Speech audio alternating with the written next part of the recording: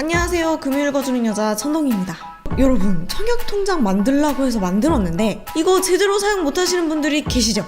제가 예전에 청약에 대한 영상을 올려드렸었는데 아직도 많은 분들이 시청을 하고 계시더라고요. 그래서 2022년 버전으로 제가 예전보다는 조금 더 디테일하게 말씀을 드리려고 합니다. 주택청약 종합저축의 특징, 기능, 그리고 저축 방법, 게다가 주의사항까지. 이게 그냥 통장이 아니기 때문에 저축 방법을 잘 모르면 내가 원치 않는 상황을 맞이하게 될 수도 있거든요. 꼭 아셔야 하는 부분들로 오늘 내용을 채워보도록 하겠습니다. 자, 주택청약 종합저축. 길고 발음도 힘드니까 그냥 청약통장이라고 부를게요. 우리나라의 국민이라면 웬만하면 다 가지고 있는 통장이에요. 나만 없어? 그럼 이 영상을 보고 만드시면 돼요. 그 이유는 우리나라는 아파트를 새로 짓게 되면 입주자를 모집을 하게 돼요. 그때 이 청약통장을 가지고 있어야 아파트의 청약, 즉 나 이 집 살래 하고 신청을 하실 수가 있어요. 일종의 티켓 같은 거라고 보시면 될 것 같습니다. 이 청약통장은요, 자유적금 형식으로 저축하는 상품이에요. 내가 이 통장에 돈을 넣으면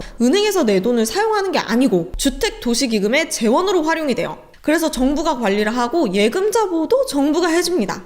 이 청약통장은요, 재테크 필수 통장이라고 해도 과언이 아닌데요, 주택을 청약하는 목적이 아니더라도 목돈을 모으는데 굉장히 좋은 통장입니다. 제가 진짜 강력하게 말하건대 입금을 안 하더라도, 청약을 안 하더라도 일단 만들어 놓으면 어떻게든 쓰이는 통장이에요. 우리가 지금 가입이 가능한 청약통장은 두 가지가 있는데요. 하나는 그냥 주택청약 종합저축, 청년 우대형 주택청약 종합저축이 있습니다. 같은 주택청약 종합저축 기능은 똑같은데 청년들에게만 몇 가지 우대되는 기능이 추가가 되어 있는 게 이 청년 우대형 주택청약 종합저축입니다. 이번 영상은 일반 주택청약 종합저축을 위주로 말씀을 드릴게요. 얘가 베이스니까. 가입 대상은 국민인 개인 또는 외국인 거주자이고요. 갓난아기부터도 가입이 가능한 거의 전 국민이 가입 대상입니다. 가입은 어디서? 9개 은행에서 모두 가능합니다. 은행마다 차이가 있지 않아요. 다 똑같은 1인당 1개의 계좌만 가입이 가능하고, 만약에 내가 가입이 안 된다면 어딘가 다른 은행에 우리 엄마가 내 이름으로 가입해놨을 확률이 큽니다. 개이득. 만기는 없습니다. 6개월 있다가 해지해도 되고 10년 있다가 해지해도 되고, 청약할 때 또는 자금이 필요하실 때 아무 때나 원하실 때 해지를 하시면 됩니다. 이자는 기간마다 다릅니다. 현재 기준으로는 2년 이상 저축한 금액에 대해서 연 1.8%입니다. 청년 우대형 주택청약 종합저축의 경우는요 3.3%예요. 이건 이자 때문이라도 가입 조건이 되면 무조건 이걸로 가입을 하셔야 돼요. 자, 이 이자는 변동금리입니다. 정부가 이자를 정해주는데요, 이 기준금리 변동에 따라서 움직이기도 하거든요. 시중에 있는 예금금리랑 비슷한 수준입니다. 그렇게 자주 바뀌지는 않아요. 특히 지난 3년간은 금리가 계속 낮아졌었는데 1.8%를 유지했습니다. 이제 금리가 올라가고 있으니까 좀 올라가지 않을까. 그리고 또 보시면 1년 미만일 때 연 1%, 1년 이상에서 2년 미만일 때는 연 1.5%라고 나와 있잖아요. 통장은 만기가 없기 때문에 계속 이자가 붙게 되는 거거든요. 이 해지 시점의 이자를 일괄적으로 적용하는 게 아니라 내가 3년을 가지고 있다 해지를 하면 1년치는 1%, 그 이후 1년치는 1.5%, 그 다음 2년 넘게 가지고 있는 기간 동안은 1.8% 이렇게 더해져서 받는 거고요. 금리가 변한다. 변한 시점 이후 기간 동안은 변동된 금리가 적용되는 것입니다. 또 말씀드릴까요? 내가 이 통장 일단 만들어만 놓고 2만 원만 놓고 그냥 뒀어요. 그리고 2년 이상이 지나가 버렸네? 이후에 내가 넣는 금액은 무조건 2년 이상일 때 금리가 적용이 됩니다. 그래서 일단 만들라는 거지. 저축 한도는 잔액이 1,500만 원 미만인 경우에는 1,500만 원까지 한 번에 입금이 가능합니다. 그리고 잔액이 1,500만 원 이상이 되면 회차별로 2만 원에서 50만 원까지의 금액을 추가로 입금이 가능합니다. 내가 1억을 가지고 온다고 해도 1억을 한꺼번에 넣을 수는 없다는 얘기예요. 얘는 자유적립식이지만 특징이 한 달에 한 번만 입금이 가능해요. 한 번에 50만 원까지 넣을 수 있는 거죠. 하지만 추가 입금하는 방법이 있습니다. 청약통장은요 선납이 가능합니다. 24회차까지 선납이 가능해요. 입금을 하면 회차가 같이 표기가 되는데요, 예를 들어서 내가 어제 10만 원을 넣고 오늘도 5만 원을 넣을 수가 있어요. 그럼 어제 넣은 10만 원은 1회차, 오늘 넣은 5만 원은 2회차로 표기가 됩니다. 이거는 청약 순위 때문에 회차를 적어두는 거예요. 한 달에 1회차만 인정이 됩니다. 그래서 아까 총합 15만 원을 넣었는데 사실 오늘 넣은 5만 원은 다음 달치를 선납을 하게 되는 개념이 되는 거예요. 이게 기본적으로 그냥 한 달에 한 번 넣는다고 생각하시면 좀 쉬우실 것 같습니다. 그럼 내가 목돈을 넣고 싶은데 방법이 있습니다. 또 이거를 활용을 하시면 돼요. 청약을 가입하면서 1,500만 원을 한꺼번에 입금을 하고 1회차 최대 금액이 50만 원이니까 50만 원씩 24회를 선납할 수 있는 거예요. 1,200만 원을 24회로 쪼개서 넣는 거예요. 그러면 가입일은 최고 2,700만 원을 내가 여기에 예치를 해둘 수가 있는 거죠. 다음 달이 되면 내가 선납을 한 것 중에 1회차가 삭감이 되니까 다음 달부터 매월 최대 50만 원까지 추가로 넣을 수도 있어요. 자, 지금은 이 예금금리랑 이 청약통장의 금리가 좀 비슷한 편인데 이게 변동금리잖아요. 일반 예금금리보다 이 청약통장의 금리가 더 높아질 수도 있고 요즘처럼 좀 비슷할 수도 있거든요. 기준금리가 점점 내려갈 때는 아마 청약통장 금리가 더 높을 때도 있었을 거예요. 제가 은행에서 근무를 할 때 예금하러 왔다고 하시면 청약통장이 있는지 보고 청약통장의 금리가 더 높아서 청약할 계획이 있으신지 여쭤보고 청약통장에 넣어드린 적이 꽤 있거든요. 꼭 금리 때문이 아니더라도 이게 만기가 정해져 있지 않으니까 내가 언제든지 필요할 때 해지를 해도 되는 거예요. 예금 1년짜리, 2년짜리를 해놓으면 내가 중간에 해지를 할 경우에 이자를 다 못 받거든요. 이자 얼마나 된다고 그것도 다 안 줘. 어쨌든 그 계약 기간이라는 약속이 정해져 있는 건데 얘는 언제 해지를 해도 약정된 이자를 다 줍니다. 그리고 매월 50만 원까지 추가 입금도 가능하잖아요. 굉장히 유연하게 이용할 수 있는 저축 상품이라서 저는 이 통장 일단 강추입니다. 자, 연말정산 소득공제 혜택도 말씀을 드릴게요. 총 급여액이 7천만 원 이하인 근로자이면서 무주택 세대주이신 분들은 소득공제 혜택을 받으실 수가 있습니다. 해당이 되시는 분들은 무주택 확인서를 발급을 받아서 은행에 제출을 하시면 되는데요. 은행 영업점에 가셔서 하셔도 되시고 요즘에 인터넷 뱅킹, 스마트폰 뱅킹을 통해서 발급이랑 제출도 가능합니다. 소득공제 한도는 1월 1일부터 12월 31일까지 불입금액의 40%인데 연간 납입금액은 최대 240만 원까지 인정이 됩니다. 한 달에 50만 원씩 넣어서 600만 원을 넣어도 소득공제는 납입금액의 240만 원까지만 인정이 됩니다. 그래서 240만 원의 40%면 96만 원까지 공제를 받으실 수 있습니다. 세액공제로 96만 원을 받을 수 있는 게 아니고 내 소득에서 96만 원을 제해준다는 거예요. 자, 이번에는 청약에 대해서 이야기를 해볼까요? 일단 이 통장이 있다고 해서 무조건 청약에 성공을 하는 건 아니에요. 가입 후 일정 시간이 지나야지만 1순위 자격을 획득하고 가점을 받을 수가 있어요. 그렇기 때문에 하루라도 빨리 가입을 해서 장기간 보유를 하고 있는 것이 유리합니다. 그리고 예치금도 일정 금액 필요하기도 하고요. 국민주택 청약할 때와 민영주택 청약할 때의 기준이 각각 다른데요. 국민주택이라는 건 LH, SH 같은 나라의 지원을 받아서 지은 아파트를 말합니다. 1순위 조건은요. 투기과열지구 및 청약과열지역은 청약통장을 가입하고 2년이 지나야 하고요. 그리고 24회 납입을 해야 합니다. 그 밖에 수도권 지역은 가입 후 1년이 지나고 12회차를 납입을 해야 하고요. 수도권 이외의 지역은 6개월 이상 그리고 6회의 납입 조건을 충족시켜야 합니다. 결국 매달 한 번씩은 입금을 꾸준히 하면 된다는 거고요. 1회 입금당 최대 10만 원까지 인정을 받을 수 있습니다. 여기서 헷갈려 하시는 분들이 많으세요. 한 달에 50만 원까지 입금이 가능한데 10만 원까지라고 알고 계시는 분들도 간혹 계시더라고요. 10만 원까지 인정을 받을 수 있는 것이고요. 2만 원부터 입금이 가능해요. 그렇다면 2만 원씩 24회 넣으면 되는 거 아닌가? 1순위 요건에 가입기간과 횟수만 나와 있으니까. 자, 여러분, 청약통장 웬만하면 다 갖고 있다고 말씀드렸죠.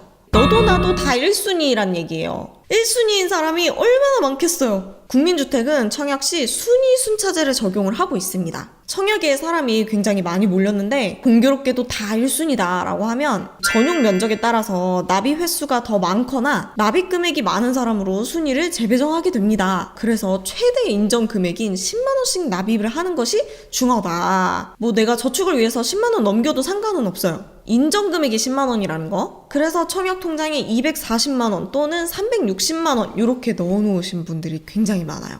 민영주택의 경우 마찬가지로 가입 후 2년 이상이 지나야 1순위가 되는 거고요. 이건 납입 회차가 아니라 예치 금액에 따라서 청약이 가능한 지역과 크기가 정해져 있습니다.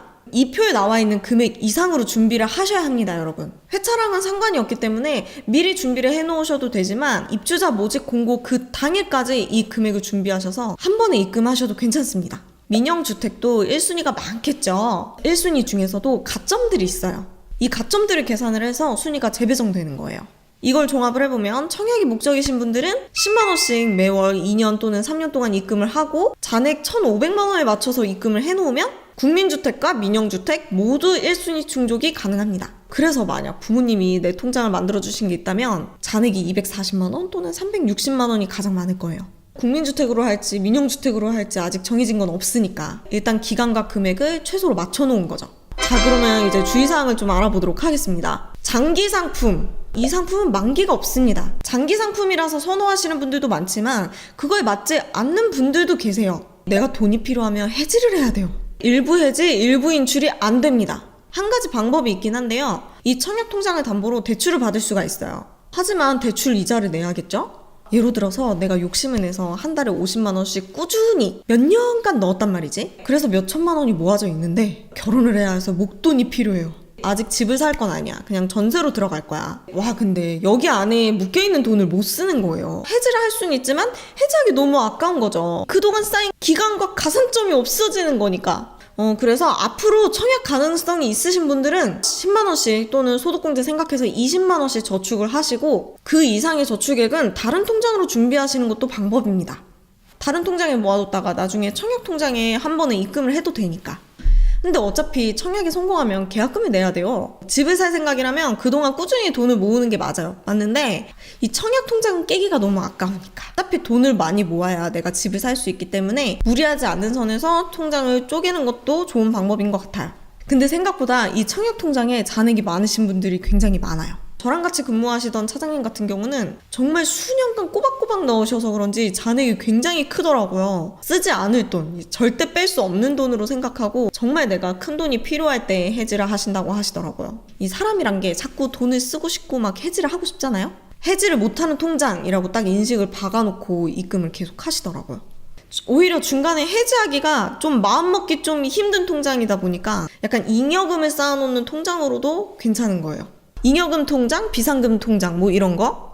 납입 연체 시 꼬박꼬박 입금하지 않고 하루라도 늦게 입금을 하게 되면 1순위 획득일도 늦어질 수 있습니다. 통장 가입을 내가 1일에 했어요. 근데 매월 1일이 지나서 입금을 하게 되면 순위 발생일도 지연이 됩니다. 그래서 국민주택 1순위 달성을 가장 빨리 하려면 매달 가입일에 입금을 하셔야 되고요. 그래서 자동이체를 해놔야 돼요. 만약에 내가 가입할 때 10만 원을 입금을 했어요. 그 다음에 한 3, 4년 지나서 내가 230만 원을 23회로 나눠서 입금을 하려고 해요. 가능해요. 지연 입금? 나중에 모자란 회차만큼 입금을 하는 거니까. 그럼 입금이 완료되는 그 순간 1순위가 정해지는 게 아니고요. 연체된 일수랑 계산을 다 해서 1순위 발생 날짜가 늦어지게 됩니다. 이건 케이스마다 다르고 이 계산식도 좀 복잡하기 때문에 각자 본인이 은행에 전화해서 1순위 날짜가 언제냐고 물어보시면 계산해서 알려주실 거예요.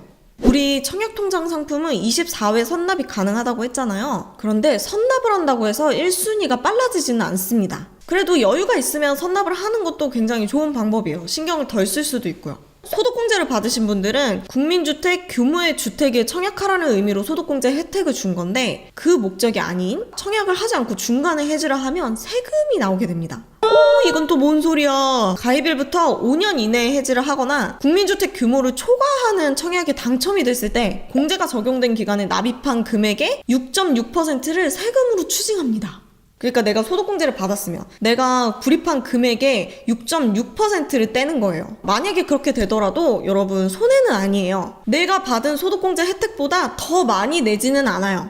내가 소득공제로 그동안 감면받은 세금보다 해지할 때 세금 추징된 거 보니까 이거보다 많다 하면 소명해서 환급도 가능합니다. 내가 소득공제로 혜택받은 세금과 해지하면서 추징된 세금을 비교를 해서 더 작은 걸 내는 거예요. 내가 감면받았던 세액만큼 다시 국가에 돌려준다라고 생각을 하시면 되기 때문에 손해는 아닙니다. 다행히도. 만약에 내가 무주택 확인서는 제출을 했지만 소득공제를 받지 않았을 수도 있어요. 그러면 세금은 먼저 추징이 됐지만 나중에 환급을 받으실 수 있고요.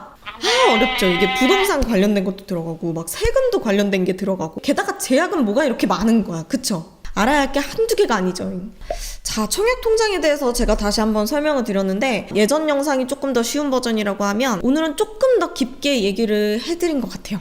그래서 괜히 더 어렵게 느껴지시는 거 아닌가 싶기도 하고 앞에서도 계속 말씀을 드렸지만 일단 만들어 놓으면 좋은 상품, 언제든지 나에게 유리하게 적용이 될 수 있는 상품. 입금을 하다가 내가 지금 상황이 여의치 않다고 하면 중단하셔도 돼요. 이거 자유적립식이고 나중에 입금을 하셔도 상관은 없어요. 대신에 이제 1순위 자격이 좀 늦어진다는 것인데 너무 깊게 생각하지는 않으셨으면 좋겠어요. 그래도 없는 것보단 있는 게 더 나은 통장이니까. 이번 영상은 여기까지고요. 업그레이드 영상은 처음 찍는 것 같은데 맞나? 저는 그럼 다음 영상에서 찾아뵙도록 하겠습니다. 감사합니다. 안녕히 계세요. 청약을 했다고 끝내시지 마시고 다시 만드셔도 됩니다. 해지하는 순간 다시 만드세요. 아마 은행원도 다시 만들게 할걸요? 청약하는 그날까지 화이팅!